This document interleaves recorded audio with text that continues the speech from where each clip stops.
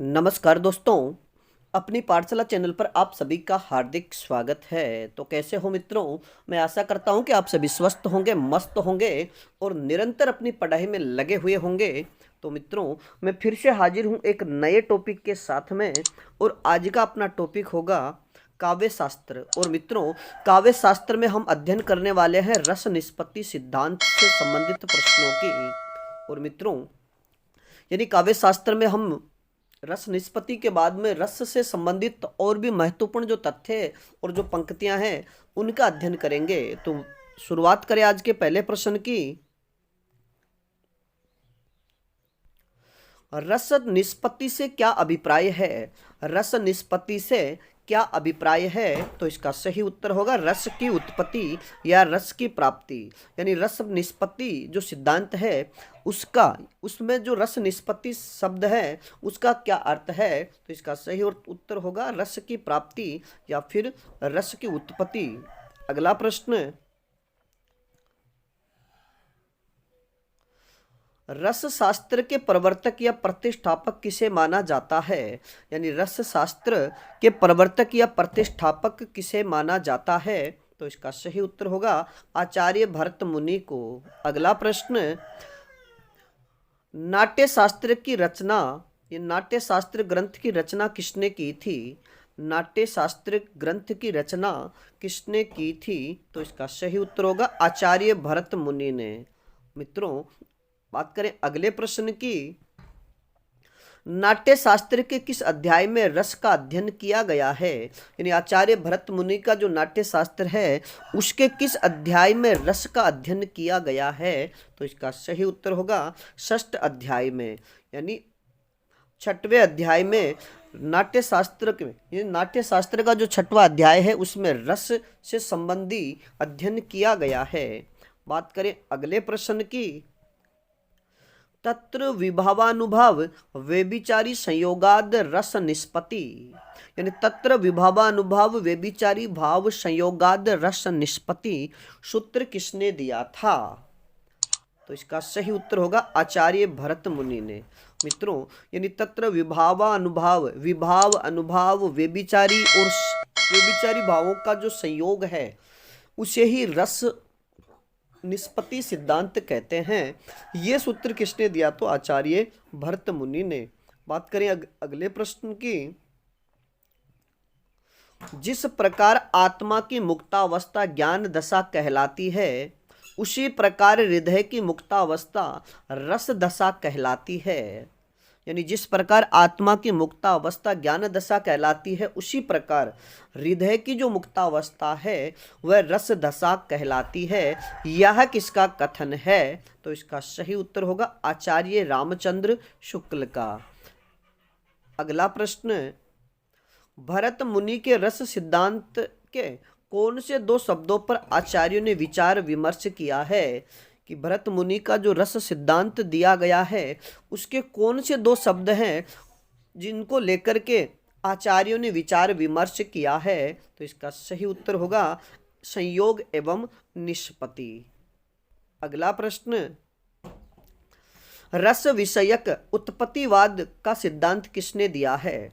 रस विषयक उत्पत्तिवाद का सिद्धांत किसने दिया है? तो इसका सही उत्तर होगा भट्ट लोलुट ने। मित्रों, आप सभी से अनुरोध है कि जितने भी ये रस से संबंधी सिद्धांत है, जैसे उत्पत्तिवाद है, भुक्तिवाद है, तो जो जितने भी सिद्धांत है उन सिद्धांतों के प्रवर्तक आप अच्छे से याद रखिएगा, क्योंकि इनसे मिलान वाला प्रश्न बनता है। एक तरफ रस से संबंधित सिद्धांत दिए हुए रहेंगे, दूसरी तरफ उनके प्रवर्तक।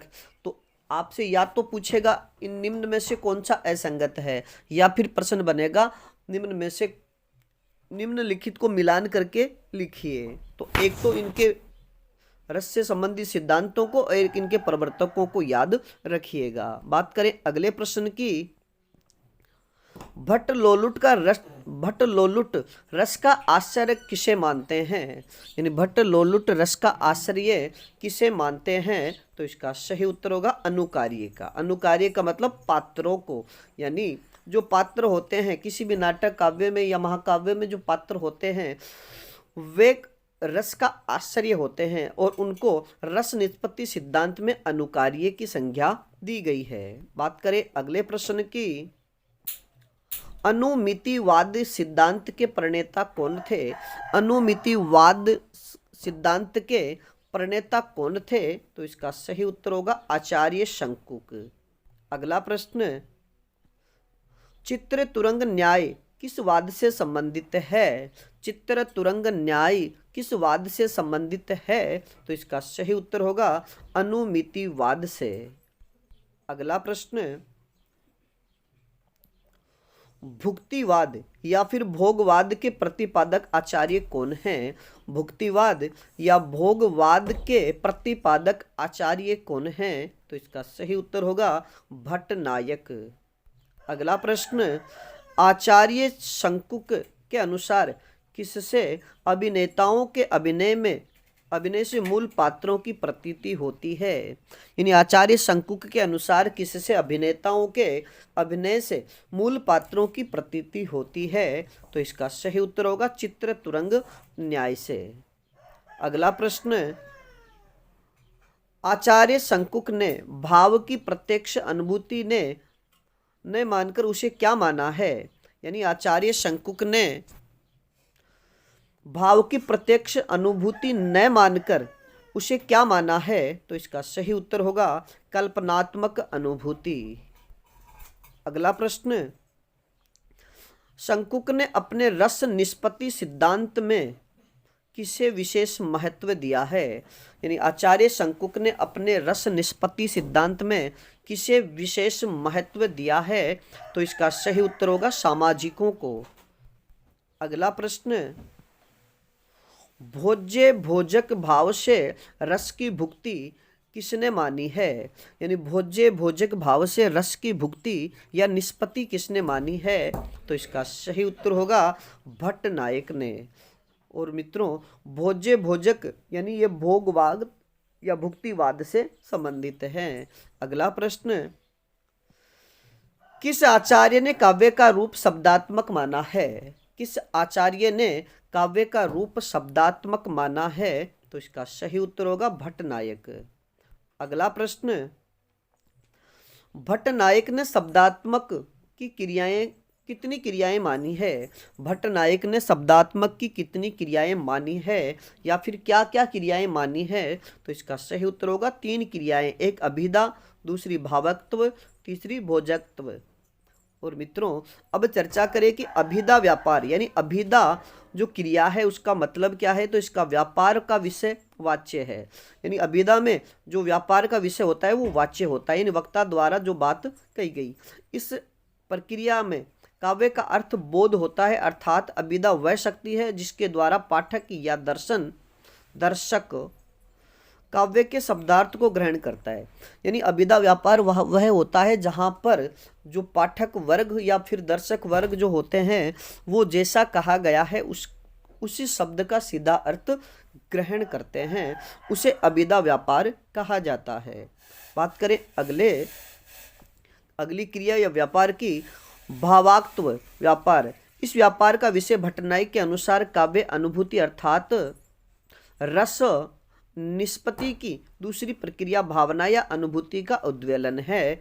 और भोजत्व का व्यापार यानी भोजत्व जो क्रिया है इसका अर्थ है इसका विशेष सहृदय होता है, यानी इसका जो विषय है वो सहृदय होता है। और भट्टनायक के अनुसार साधारणीकरण स्थायी भाव रस नहीं है अपितु वह रस रूप में आस्वाद्य होने के योग हो जाता है। अब बात करें आज के अगले प्रश्न की, भावत्व शक्ति द्वारा अर्थ की अनुभूति किसमें होती है? भावत्व शक्ति द्वारा अर्थ की अनुभूति किसमें होती है? तो इसका सही उत्तर होगा हृदय में। अगला प्रश्न, काव्य शास्त्र को साधारणीकरण की अवधारणा किसने दी है? काव्य शास्त्र को साधारणीकरण की अवधारणा किसने दी? तो इसका सही उत्तर होगा भट्टनायक ने। अगला प्रश्न, अभिव्यक्ति यानी अभिव्यंजनावाद के प्रणेता कौन है? अभिव्यक्तिवाद या अभिव्यंजनावाद के प्रणेता कौन है? तो इसका सही उत्तर होगा अभिनव गुप्त। अगला प्रश्न, अभिनव गुप्त किससे संबंधित है? अभिनव गुप्त किससे संबंधित है? तो इसका सही उत्तर होगा सेवाद्वैतवाद से। श्वेत यानी शैव व अद्वैतवाद से। अगला प्रश्न, व्यंग्य व्यंजक भाव से रस की अभिव्यक्ति किसने मानी है?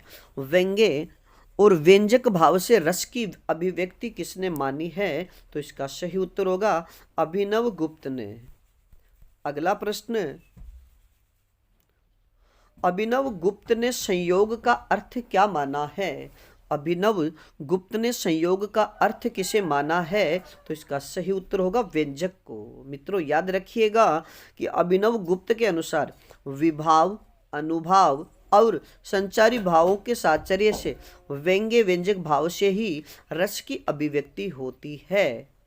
तो एक तो ये परिभाषा आप अच्छे से याद रखिएगा कि विभाव, अनुभाव और संचारी भावों के साचर्य से व्यंग्य व्यंजक भाव से ही रस की अभिव्यक्ति होती है, ऐसा किसने कहा?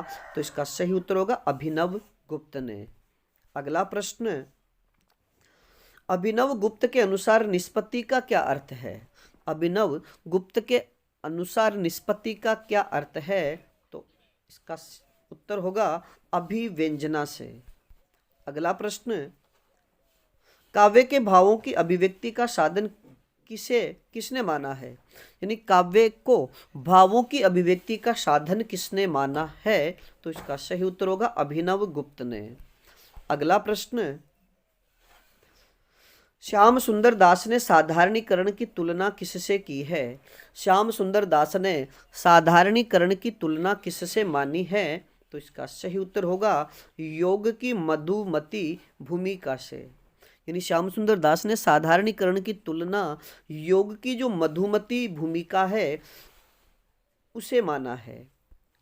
अगला प्रश्न, मधुमती भूमिका से क्या तात्पर्य है? यानी मधुमती जो भूमिका है उससे क्या आशय है या उसका क्या तात्पर्य है? तो इसका सही उत्तर होगा मस्तिष्क की तर्क वितर्क रहित दशा। यानी मस्तिष्क की तर्क वितर्क नहीं करने की जो दशा होती है उसे ही मधुमती भूमिका कहा जाता है। अगला प्रश्न, आचार्य भट्ट लोलुट का समय वह किस दर्शन से संबंधित है? यानी आचार्य भट्ट लोलुट का समय क्या है तथा वे किस दर्शन से संबंधित है? तो इसका सही उत्तर होगा 9वीं सदी। मित्रों याद रखिएगा कि आचार्य भट्ट लोलुट 9वीं सदी के आचार्य थे तथा वे मीमांसा दर्शन से संबंधित है। अगला प्रश्न, आचार्य शंकुक किस दर्शन या सिद्धांत से संबंधित है? यानी आचार्य शंकुक किस दर्शन या सिद्धांत से संबंधित है? तो इसका सही उत्तर होगा न्याय दर्शन से। और आचार्य शंकुक 9वीं सदी के आचार्य थे। बात करें अगले प्रश्न की, आचार्य भट्ट नायक कौन सी सदी में हुए तथा इनका संबंध किस दर्शन से है? आचार्य भट्ट नायक कौन सी सदी से या कौन सी सदी में हुए तथा इनका संबंध किस दर्शन से है? तो इसका सही उत्तर होगा 11वीं सदी में। यानी आचार्य भट्ट नायक 11वीं सदी के आचार्य थे तथा ये सांख्य दर्शन के प्रणेता थे या फिर सांख्य दर्शन से संबंधित थे। अगला प्रश्न, अभिनव गुप्त किस दर्शन से संबंधित है? अभिनव गुप्त किस दर्शन से संबंधित है? तो इसका सही उत्तर होगा वेदांत या शैव दर्शन से। यानी सेवा अद्वैत दर्शन से है। और मित्रों अभिनव गुप्त की समय की बात करें तो ये 11वीं सदी में हुए थे। तो मित्रों आज के लिए इतना ही, बाकी फिर मिलेंगे एक नए टॉपिक के साथ। तब तक आप अपने अध्ययन में जुटे रहिएगा और हमारे चैनल यानी अपनी पाठशाला बाय BN सर चैनल पर नए हो तो हमारे चैनल को लाइक, सब्सक्राइब और अपने मित्रों तक शेयर जरूर कीजिएगा। धन्यवाद।